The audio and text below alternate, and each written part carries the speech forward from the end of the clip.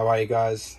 Today we'll be installing one of the SEAFLO RV Supreme diaphragm pumps. The main reason I'm looking at doing this today is the original one that came in the van is quite noisy. It's probably a little bit annoying, to be honest. So we sort of come to the conclusion that we'd like to try a different pump in there. These ones are pretty known for being fairly quiet as well, so we'll give you a little demo on basically what we're putting up with at the moment with the noise from the current pump. I'll give you an idea of where it's installed, roughly what we need to do. This one should be, from what I can see, a fairly straight bolt in, which is good. Keep it nice and simple, and it should fix our problem, fingers crossed. So our issue at the moment is mainly to do with the noise of the current pump, and I'm not sure how much you're going to be able to hear that on video, but this is the issue here.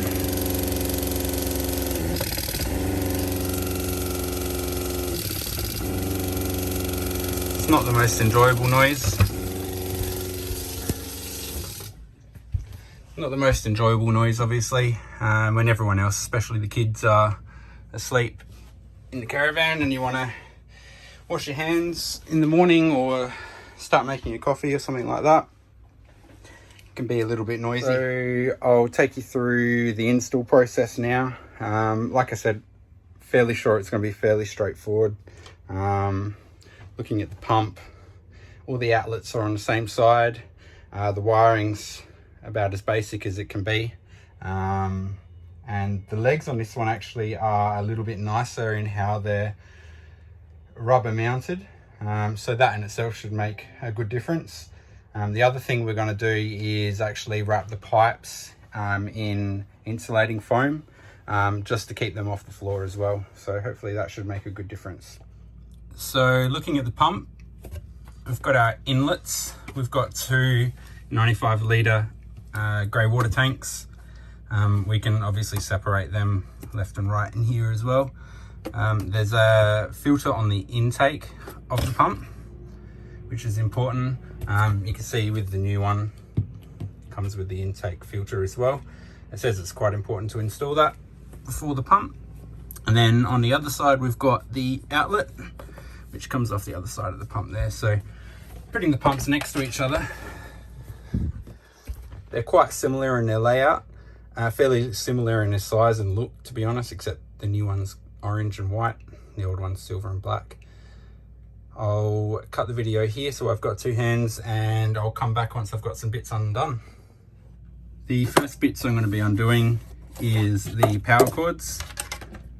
So we've got an earth and a positive here. You can see them coming underneath. So they're coming out of the van and up into here. So what I'll do is I'll undo these off the front of the motor there, and we'll have them put aside ready for install on the new one. The next bit I'll be undoing is going to be the inlet and outlets. I've got some new thread tape as well, just to make sure we don't have any leaks. From what I can see, I'm going to be able to keep pretty much all of it. I'm going to have to undo it here because this is a fixed 90, but you know, everyone's will be different and you'll be able to figure out which one you need to do if you're going to do it yourself. It does come with a bunch of adapters as well, so I can come in and out. I could probably use this one off the new pump into the filter if I want to, and then I can undo it straight off the pump in the future. It probably doesn't matter that much, but we'll see how we go once I've got that undone. So we'll come back once I've got these power cords undone and the inlet and outlet undone off the pump, and then we'll be ready to remove the old pump. Just a quick note, before you go and take the outlet side of the pump off, which is obviously going to be the pressure side, I've just let the taps run all the pressure out. Otherwise it'll probably be a pretty big mess if you don't do that, because the outlet side is going to be all pressurized. So I'll let you know that I've just released all the pressure out of there, and we've got the pump completely disconnected now. So So the pump's all separated from the floor. We've undone the inlet side. I'm just going to spin it around and undo the outlet side now, hopefully without too much of a mess, which I'm probably going to need 2 hands for, so we'll come back in just a sec. Got both sides off. There's a little bit of pressure on the outlet of the pump. Obviously the pump has a one-way valve and it holds the pressure. So I've just got that sitting in there now. Not much water came out, a couple of drips. I've just got to disconnect this earth wire. Positive's already disconnected, obviously. And then we'll be ready to swap the new pump in once we've thread taped the inlet and outlet. So just looking at the pumps themselves, you can see they're quite similar and it should be fairly straightforward. Excuse the background noise, I've just got the aircon on. It's about 40 degrees here today. So it's nice and hot in the van. Was nice and hot. So I've got the new pump set up. Same as the old pump. The filter on the inlet, thread taped. We've got all the wire connection fittings all sorted out. So we're pretty much ready to drop the new one in now. Again, just a bit of a view showing that they're both very similar pumps on the exterior. Next bit I'll be dropping the new pump down under the fridge and starting to connect the hoses. In there now. Got the outlet hose all connected and tightened up.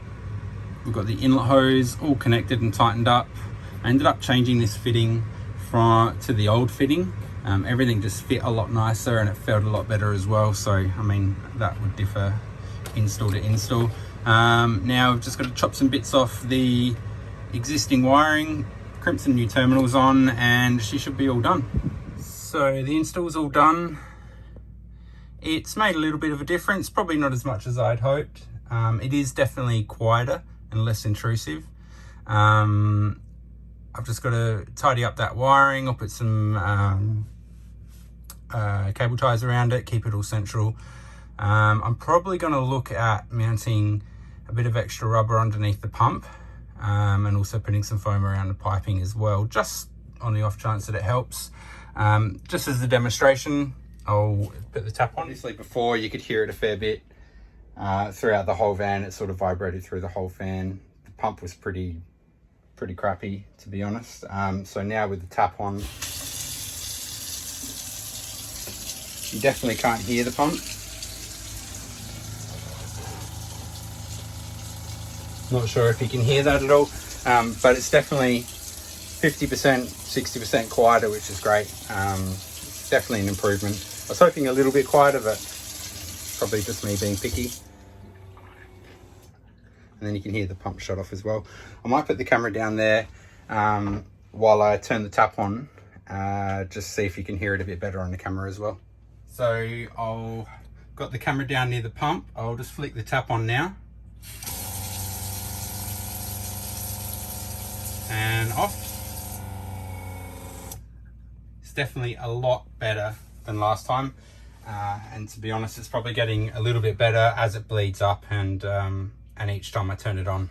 With the door closed, I would be hard pressed to know if you'd even hear it at all.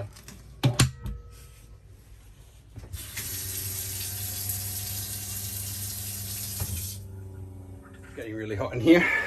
So yeah, with that door closed,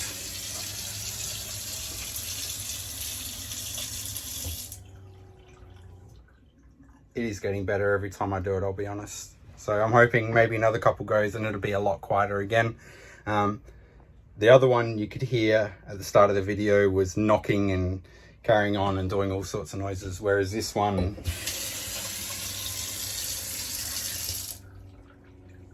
I'm not sure if you can even hear that on the video or not, but it's a lot better. Here's the pump again. This one was $120 off eBay. Had a little code as well. I think it made it just under $120. Can't remember the seller's name. I'll put the seller in a link, or I'll link you to the cheapest way to buy it online. Pretty recommended. We'll see how it goes over time. If I have any issues, I'll check back in and give you an update.